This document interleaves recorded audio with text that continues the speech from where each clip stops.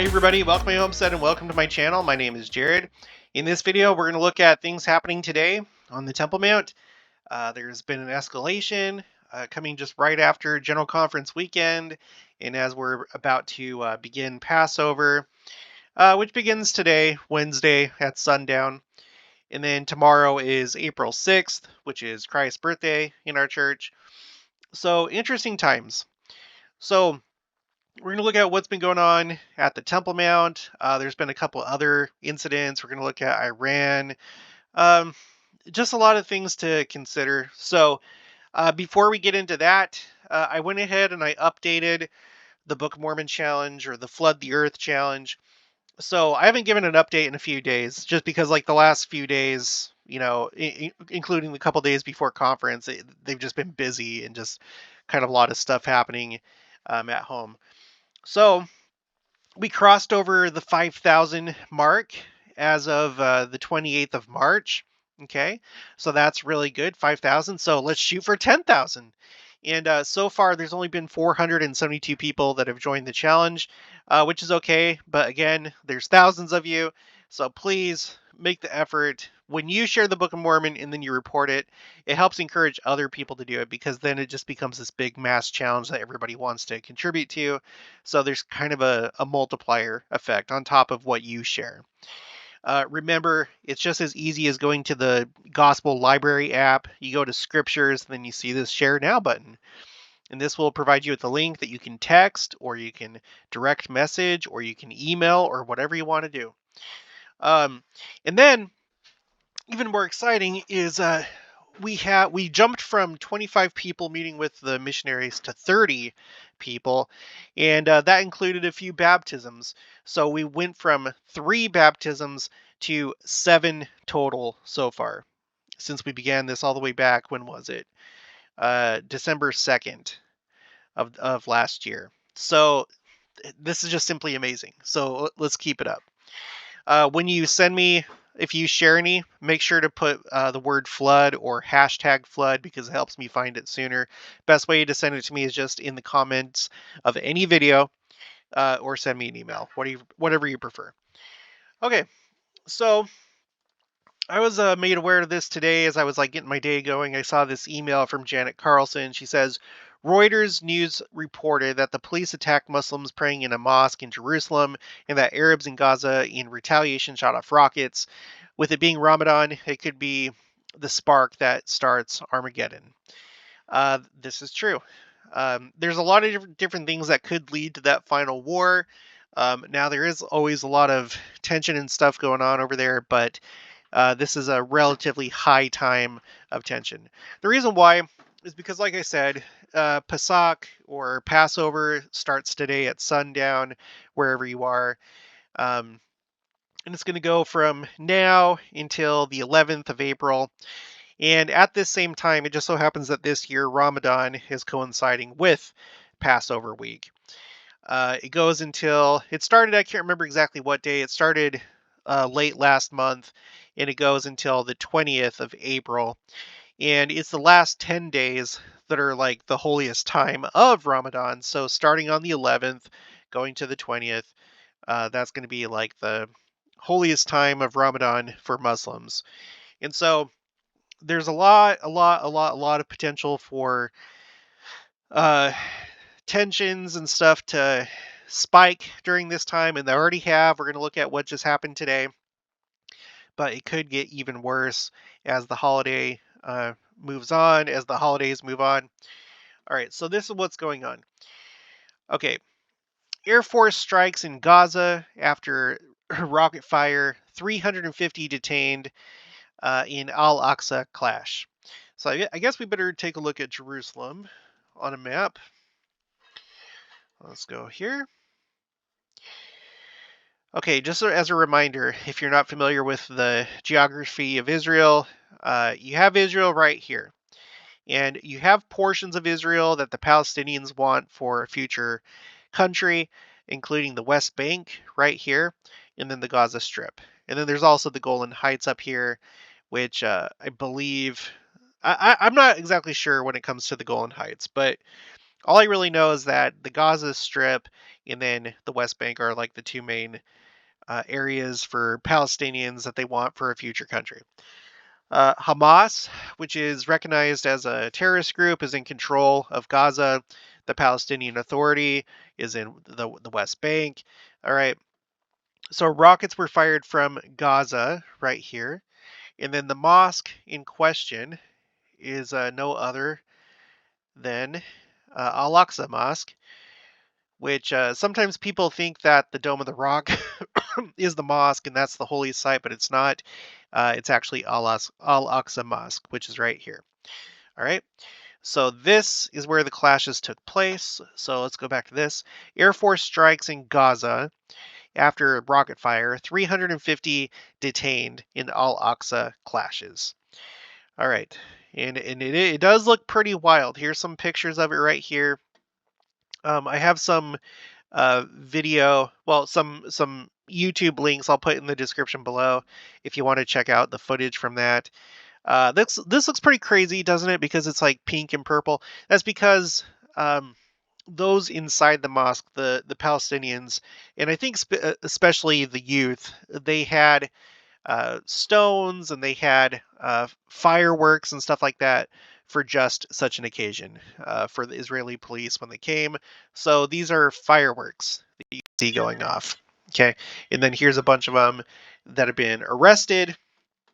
Okay, let's go back to the article.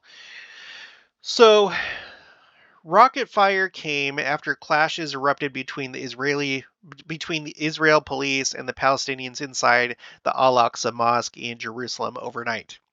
Police said they have entered to dislodge quote unquote agitators who had barricaded themselves inside the fireworks. Barricaded themselves inside with fireworks, clubs, and stones. On Wednesday morning, authorities said 350 people had been detained in the unrest. After the Israeli Air Force struck targets in the Gaza Strip, another salvo of rockets were launched at Israeli border towns shortly after 7 a.m., triggering alert sirens. The Magen David Adom ambulance service said a 30-year-old man was lightly injured after he fell while running to a bomb shelter.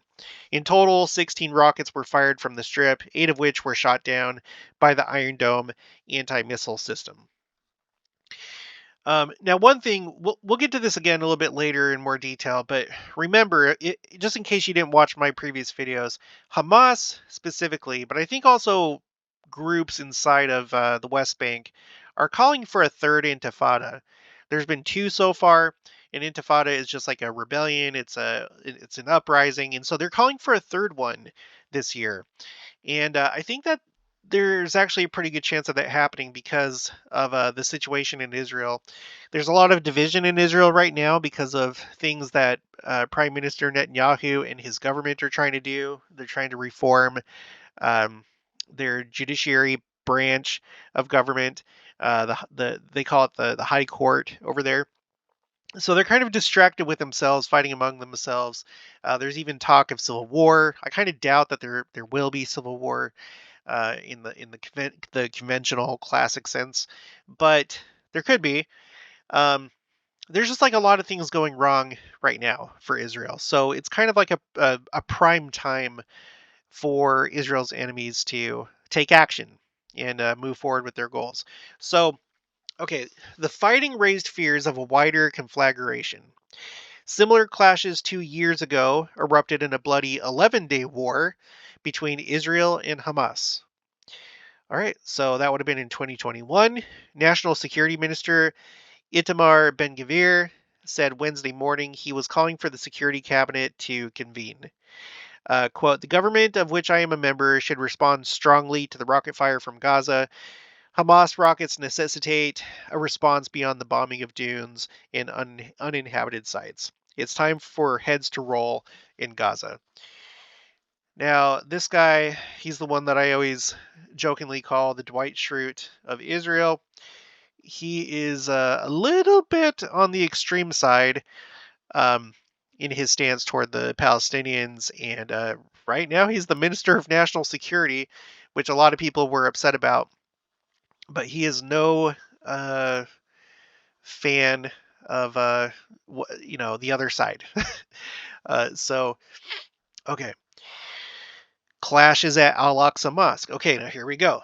Look at this. On Tuesday night, dozens of masked youths barricaded themselves inside the Al-Aqsa Mosque atop the Temple Mount with fireworks, clubs, and rocks following evening prayers while locking the doors and placing barricades at the entrances, police said. This was an apparent preparation for Jewish visits to the Mount on Wednesday, which is Passover Eve. So this is like the Israeli point of view. This is the police point of view, that you have youth that are basically preparing, to disrupt visits to the Temple Mount by Jews. Okay. They don't like it, especially during Ramadan. They don't like Jews going up there in the first place. When Jews do go up there, my understanding is that these tours that they go on are done. Um, it's done through like a guided path around the Dome of the Rock. They're escorted by police, and I've seen it myself in YouTube videos. A lot of times they're harassed. The Palestinians will put like, because I guess like if you're Jewish, you're not supposed to wear shoes while you're up there. It's better to be barefoot, and so they put like broken glass and stuff along the path that the Jews take around the Dome of the Rock. And anyway, so it sounds to me like the Israeli police believed, just like I think they do most years, that Palestinian youth and others that want to kind of like cause trouble, they're like preparing for that. So they don't want that to happen. So they went in there to dislodge them. Okay, tensions over control of the holy site have been heightened by calls from Jewish ultra-nationalists to carry out a ritual slaughter of a goat or lamb in the compound, imitating the ancient ritual sacrifice executed on Passover in biblical times.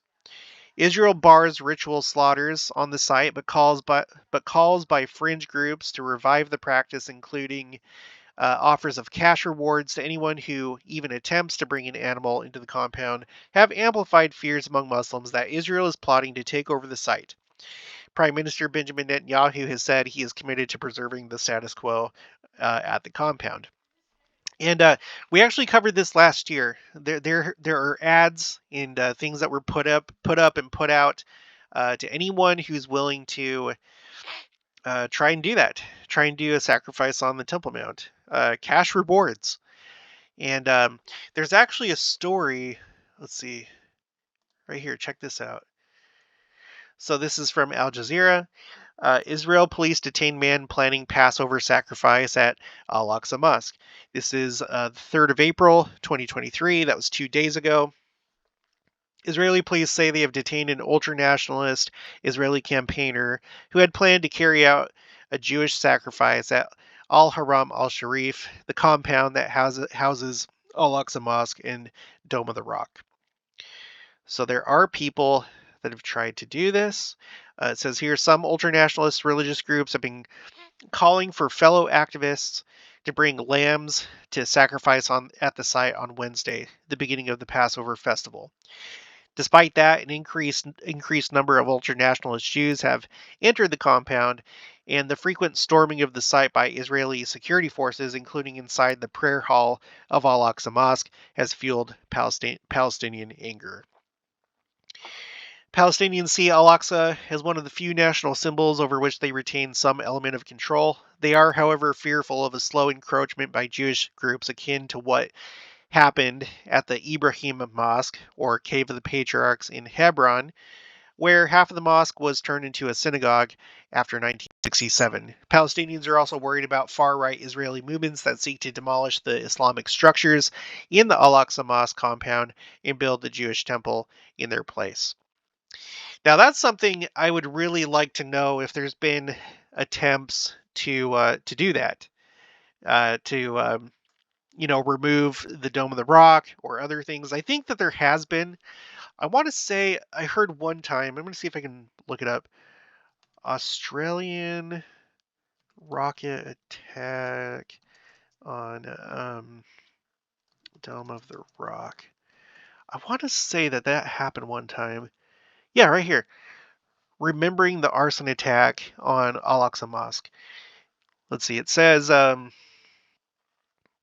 the 21st on 21 August 1969, an extremist Australian Christian, Dennis Michael Rohan, attempted to set fire to Al-Aqsa Mosque. His action had the apparent blessing of the Israeli occupation forces. Some 48 years later, the noble sanctuary of Al-Aqsa remains under as great a threat as ever. When was this written? This is August 21st of 2017. So, okay, I guess I misunderstood. I guess it wasn't a rocket. I guess he tried to just burn it. But it makes me wonder how many attempts there have been to do that type of thing. Not that that should be condoned. It's wrong. We don't use violence. Um, but that's something to think about. Over the years, there has been a clear trend of an increase in the number of Jews ascending the compound to either demand the formalization of Jewish prayer on the site or to actually pray there surreptitiously and sometimes freely as police officers look on. I've done a number of videos, you guys, where uh, it's been noted, especially by the Temple Institute, uh, how there's a record number of Jews that are ascending the Temple Mount. And there's been a lot of things happening at the Temple Mount on the part of Jews. So let's see, Control F, Temple Mount. I have a playlist just about the Temple Mount and things going on there. So one of my first videos, where is it? You'll just have to look on here. It's on here somewhere. One of my very first videos was about a Levite for the first time in 2,000 years had sung on the Temple Mount. That just happened within the last couple of years. And then here's another one right here, another first in 2,000 years. What happened there is somehow or another you had a group of rabbis on the Temple Mount discussing Torah law, which up until that point, I guess it was not allowed, but somehow they did it. And I've chronicled just like some of these record-breaking things that have taken place on the Temple Mount, the number of Jews that have visited the Temple Mount. So there is like an increase in interest and in taking action, I guess, when it comes to the Temple Mount. So um, Arabs and Palestinians maybe do have a reason to kind of be worried. They see the writing on the wall that just like as time goes on, there's more and more and more desire to probably change things on the Temple Mount, from what I can tell. Okay, so going back here, um, right-wing Jews have tried in the past to smuggle goats to the holy site to reenact the Passover sacrifice. In 2016, 10 people were detained by police on their way to offer the Passover sacrifice in the Al-Aqsa Mosque compound. The following year, Israeli police detained a Jewish man carrying a young goat in Jerusalem's Old City on suspicion that he planned to use it in a religious sacrifice. Sorry. And the guy's trying to, no, I'd like to carry my goat around. Why are you harassing me? I have rights. The incident, I don't have the right to carry my goat around. The incident occurred hours before the week-long Passover holiday. Okay, so there's that. Now back to this. Okay, so, where to go? Let's see, sacrifice. Okay. Police said in a statement that officers tried to convince those inside to leave, but were ultimately forced to enter the mosque, where they were attacked with rocks and fireworks. And that's where you get this scene right here, them being attacked by fireworks and probably other things that we can't see, rocks and so forth. Okay. Police released video footage showing what appeared to be fireworks explosions inside the mosque and figures throwing rocks. Another police video showed riot police with shields advancing through the mosque under a barrage of fireworks explosions. The footage then showed a barricaded door and boxes of fireworks on the floor, as well as police escorting at least 5 people outside with their hands cuffed behind their backs.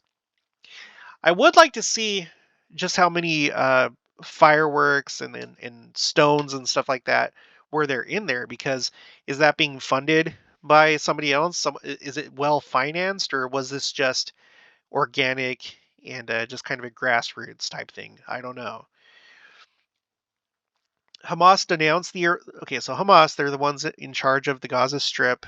They're the ones that the terrorist organization that are in charge over here, the little Gaza Strip. Okay. Hamas denounced the raid on the mosque as a quote unquote unprecedented crime and called on Palestinians in the West Bank to quote unquote go in mass to the Al-Aqsa Mosque to defend it. Now, at the time that this is happening, or at the time of this recording, these stories are only a few hours old. Let's see. Let's go Israel. Let me just double check. So, yeah, a lot of these stories coming out, they're within just the last few hours. Here's one that's 13 hours ago. Israeli forces raid Al-Aqsa Mosque. 16. No, that's something else. So this is relatively new. This is a story that's at the very least less than 24 hours old. Let's see, 37 minutes ago, Gaza terrorists fire 2 rockets at Israel as Passover begins and tensions climb from Times of Israel. So, now, when they say that this is an unprecedented crime, I don't know what they're talking about exactly. Hamas is saying that this is unprecedented, meaning it's never happened before, which I'm just going to say it. That doesn't seem to be true. Let me pull up. Okay, so what you had last year is you did have the Israeli police go inside the Al-Aqsa Mosque, and there were arrests. In fact, it seems like there were more last year than this year. Last year, 150 injured and 400 arrested, compared to. Okay, here it is right here in this very article that we're reading, Dadoy. So, according to this Times of Israel article, there were 350 detained this year in 2023. Compare that to last year, where there were 400. Of course, this is an ongoing thing, so I don't know. I don't know if that's like a fair comparison because it's not over with yet. But I do remember this from last year. I did videos about this. But this year, this is what we have: 350. Okay, so let's go back to what we were reading. So I don't know that this is unprecedented. It at least happened last year. But anyway, they're trying to get something going here. Ziyad al-Nakhala, leader of the Islamic Jihad, said the situation at Al-Aqsa was a quote-unquote serious threat. He said that Palestinians must be prepared, quote-unquote, for the inevitable confrontation in the coming days. I don't know. That sounds pretty ominous, but, nothing happened last year. That doesn't mean that nothing will happen this year. Last year, they were also very upset. And I was thinking that things could really pop off last year because of certain things.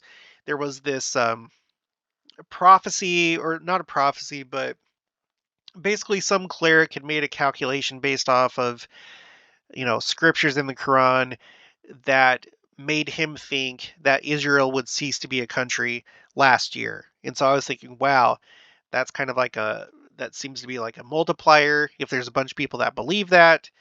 And I seem to recall that last year Ramadan and Passover overlapped as well. And so I was like, wow, this seems like things are kind of shaping up, but nothing really happened. Well, now here we are this year. It seems like it's happening again. Um, are they going to go further than they did last year? I don't know. But like I said, what's different this year is all the internal strife within Israel. And then Iran being really close to um, preparing enough material for a nuclear bomb. We're going to read that in just a minute. So things may be different this year. All we can do is just wait and see. That's all that we can do. Okay, but let's continue. So, hours later, an Israeli soldier was wounded in a suspected shooting near the West Bank city of Hebron. Police said they were forced to enter the mosque after, quote, several law-breaking youths and masked agitators, end quote, barricaded themselves inside. Quote, these instigators fortified the mosque hours after the last evening Taraweeh prayer in order to disrupt public order and desecrate the mosque, the police said in a statement.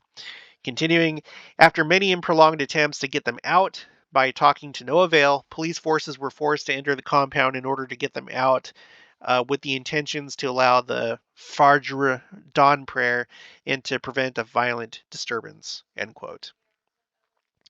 And then continuing, when the police entered, stones were thrown at them and fireworks were fired from inside the mosque by a large group of agitators, they continued, adding that one officer was injured in the leg by a stone.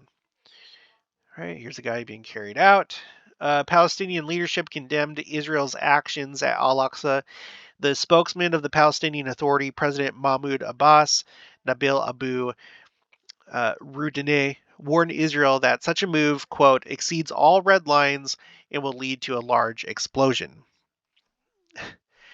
What I don't understand, I don't know if they said these kind of things last time too, if this is just kind of like empty words, but is it real this time? Did they really cross all red lines? Because, like I said, this same thing happened last year. I don't see any difference.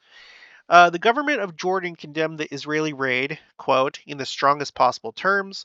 The foreign ministry warned, quote, of the consequences of this dangerous escalation and held Israel responsible for the safety of the blessed Al-Aqsa Mosque, end quote. The foreign ministries of Turkey, Egypt, and Saudi Arabia also condemned what they described as Israeli intrusion into Al-Aqsa.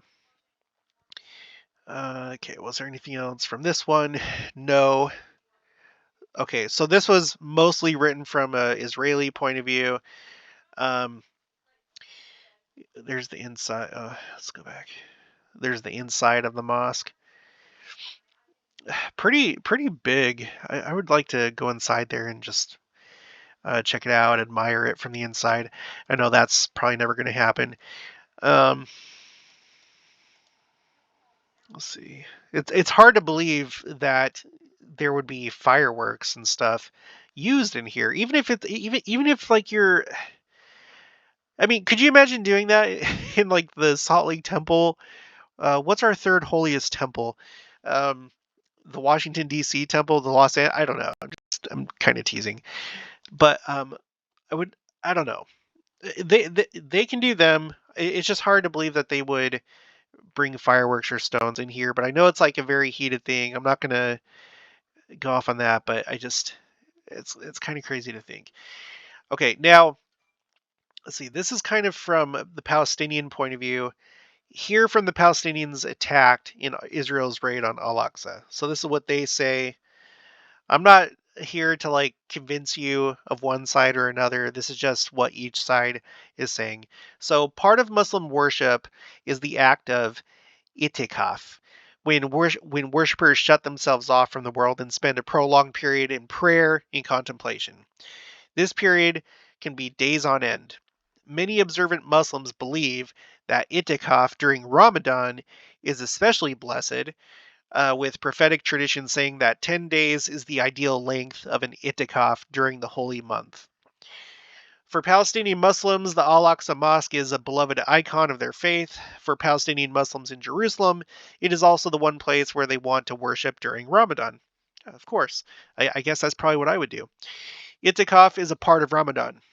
I'm at Al-Aqsa. Okay, this is a quote.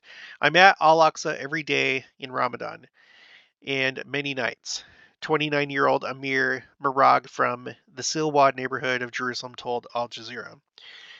And then continuing, he says, when there are a lot of worshippers at Al-Aqsa, the raids lessen. Some people stay in the mosque to prevent the raids. Okay. Um, in a statement after the raid, Israeli police claimed that they had been, quote unquote, forced to enter the compound when, quote unquote, masked agitators armed with fireworks, sticks, and stones locked themselves in the mosque. Quote, when the police entered, stones were thrown at them and fireworks were fired from inside the mosque by a large group of agitators, the statement said. Uh, Continuing, the police always attack with. Okay, no, not continuing. This is now Moraga speaking.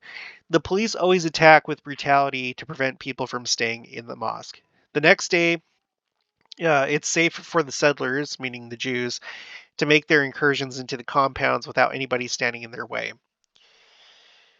Uh, well, I guess that's up for debate because I don't think the Jews feel that way. Um, Bakr Owais, a 24-year-old student at Birzeit University, was also at the mosque that night for a Ramadan iktaf, and along with the other worshippers there, was surprised when the doors were sealed with everyone inside.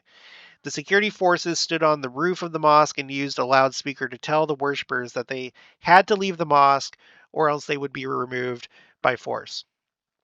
At that point, the youth present in the mosque decided to resist as they did not want their ikataf interrupted for the sake of clearing the compound for settler visits the next morning, meaning Jews going there to visit the Temple Mount. So some of these people are trying to do their itikaf meditation, well, not meditation, but like time when you would kind of like withdraw yourself and meditate on things. Um, but the police, according to the Israeli police, they're worried that basically they're preparing to harass Jews the next day and cause problems. So, I mean, you can see both sides. You can see both sides of this. Um, okay, this is Owais. Owais told Al Jazeera they broke the windows of the mosque and started throwing stun grenades at us. There were young children, elderly men, and women stuck inside. Another group came through a door and started firing tear gas, stun grenades, and rubber coated bullets at the people. Okay, so tensions flaring. Okay, this is from last year. Tensions flare as Israeli police enter Al-Aqsa Mosque. So, and it says again, so it's not the first time that they've gone in there. There was also this story that came out. This was the first day of conference. This story: Israeli police shoot and kill a man at Jerusalem's holiest site. So I'm just gonna I'm just gonna paraphrase. I'm not gonna read it. Basically, there was a guy from the police side of the police's point of view. They said that he was like reaching for one of their weapons. From his point of view, or the story that he's telling, the police were harassing a woman that just wanted to go to the Temple Mount, and so he was trying to help that woman um, not be bothered by the police, I guess. So this is also something that has made tensions flare. Okay, now let's talk about Iran because this is another piece of this whole thing. Um, I know I just okay. Let's say this. I don't really see a situation in which other countries would invade Israel, at least like not right now. Because like if we go back to the Yom Kippur War, that was in the 70s, you had like a surprise attack by Egypt and Syria, and I'm not so sure that I could see that happening right now today, except for maybe by Iran. Now, I may be ignorant of world politics and Middle Eastern politics, but the only ones that I know for sure want to destroy Israel is Iran. Like as far as like being serious about it and actually trying to do it.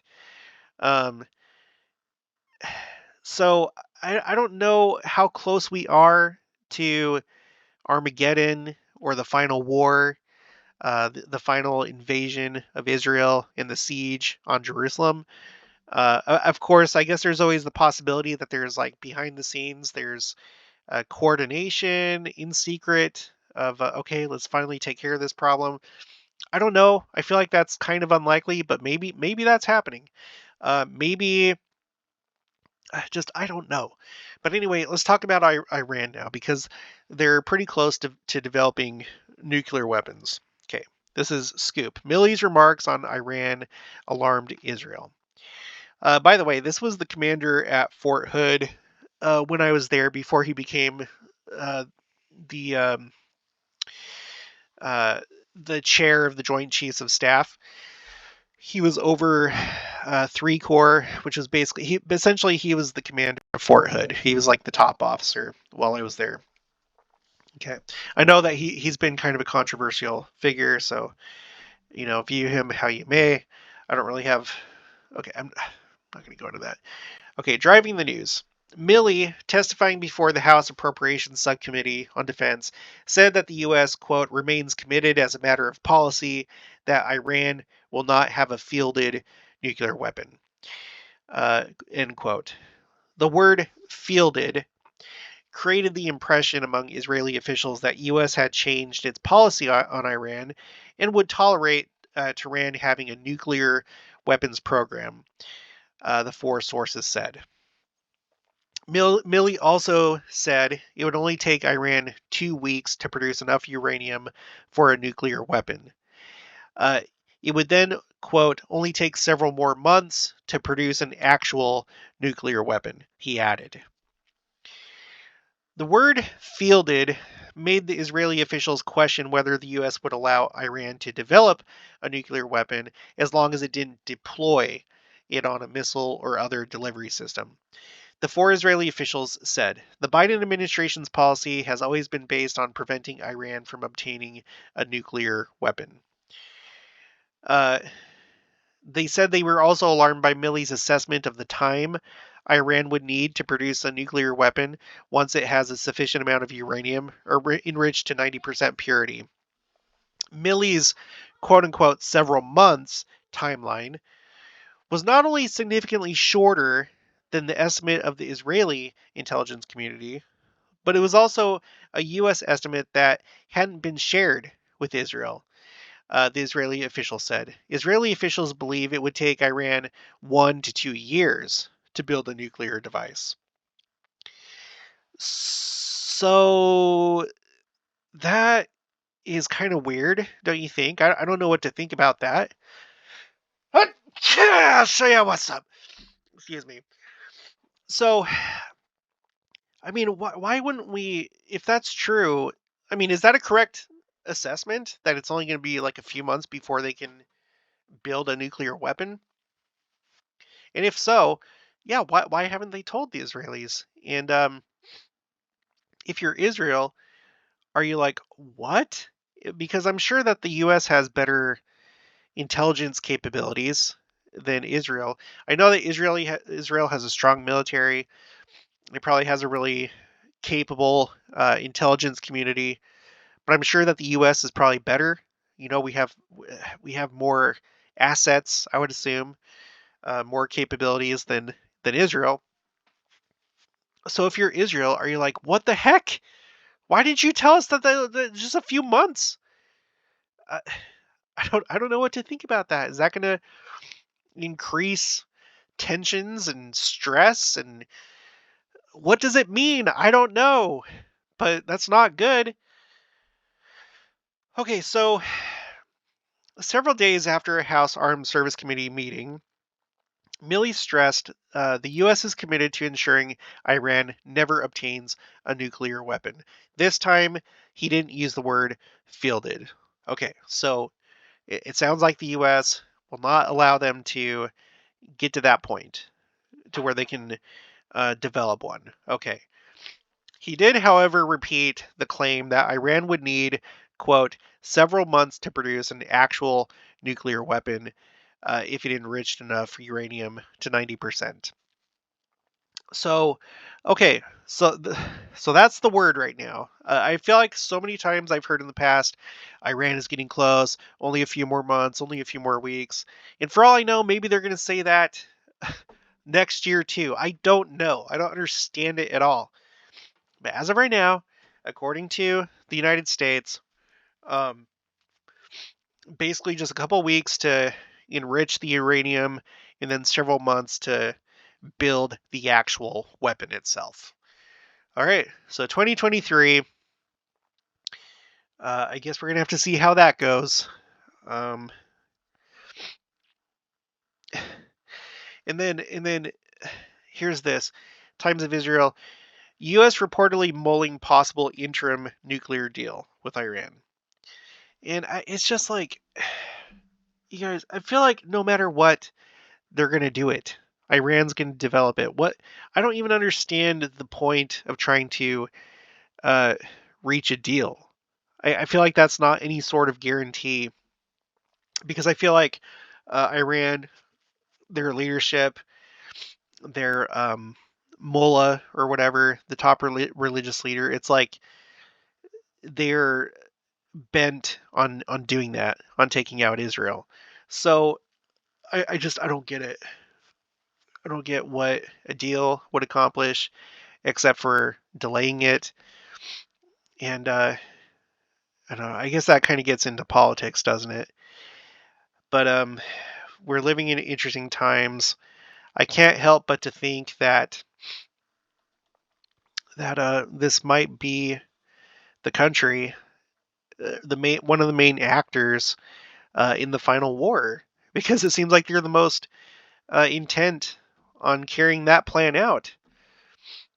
You know, and if they're able to produce that weapon this year, it might be game over if they actually do it. Now, of course, Israel and the U.S. they say that they're not going to allow them to do it, so maybe that's true. Uh, Maybe they'll take military action, like preemptive action against Iran. I know, I'm pretty sure that Israel has striked Iran before in the past. There's been espionage, there's been clandestine activities. I don't know. But there you go.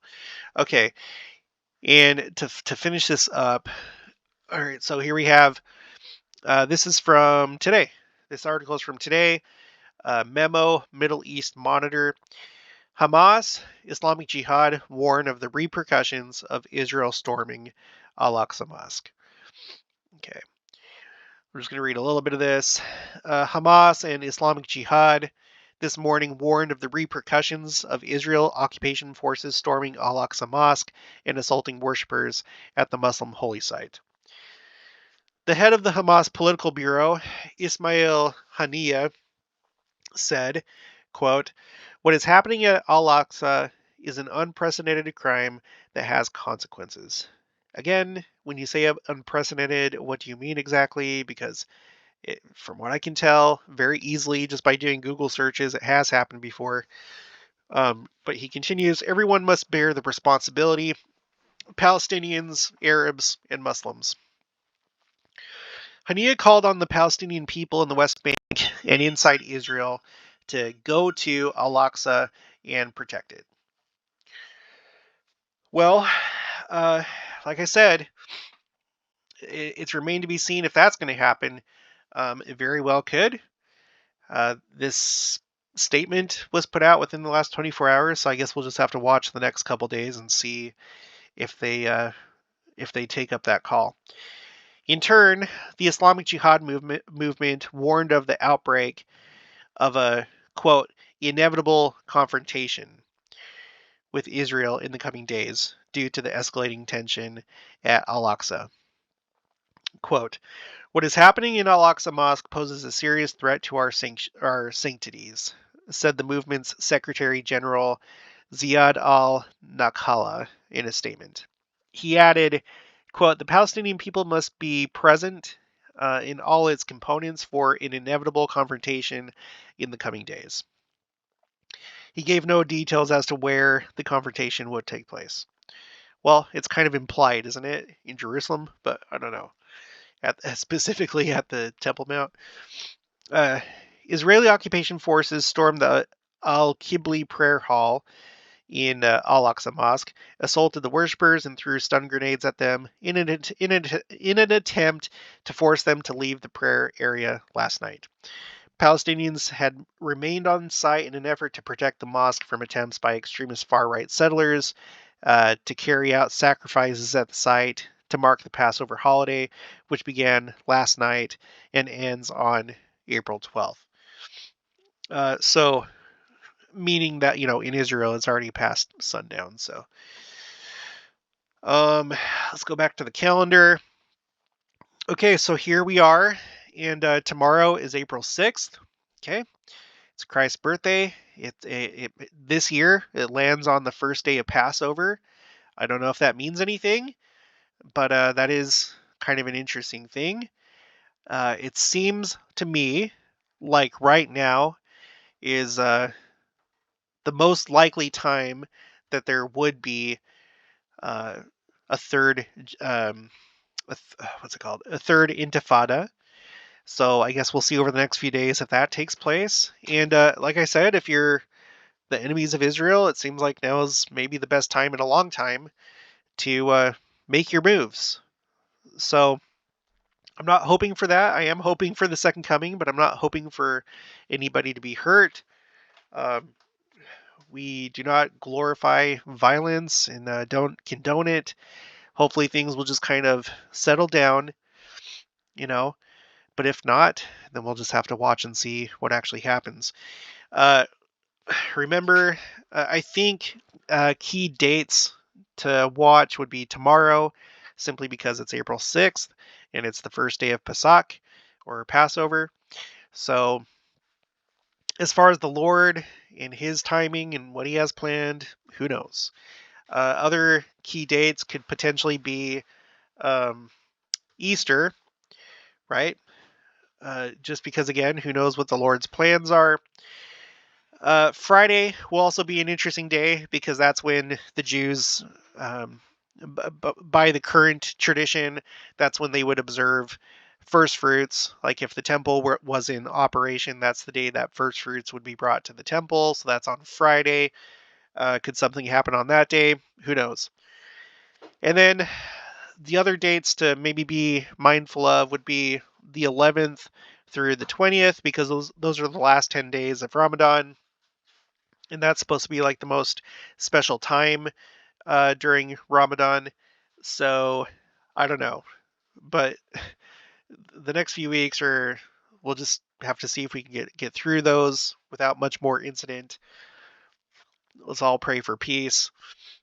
But all right, that's going to be it for this one. So again, in the meantime, what we can do, pray, also share the Book of Mormon. Let's keep driving forward, and this time try to get to 10,000. That would be amazing. If you haven't already, please make sure to subscribe, like this video if you liked it, leave your thoughts and opinions down in the comments below. Also make sure to share it, and I'll talk to you guys later.